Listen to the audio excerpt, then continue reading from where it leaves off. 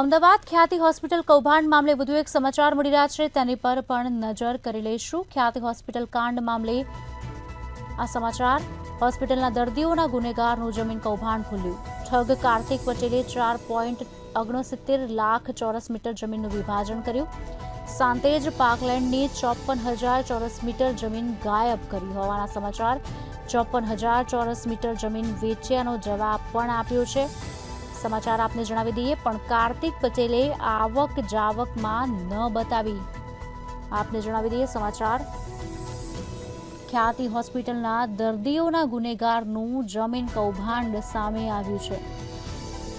ઠગ કાર્તિક પટેલે 4.69 લાખ ચોરસ મીટર જમીનનું વિભાજન કર્યું અને 54,000 ચોરસ મીટર જમીન ગાયબ કરી હોવાના સમાચાર।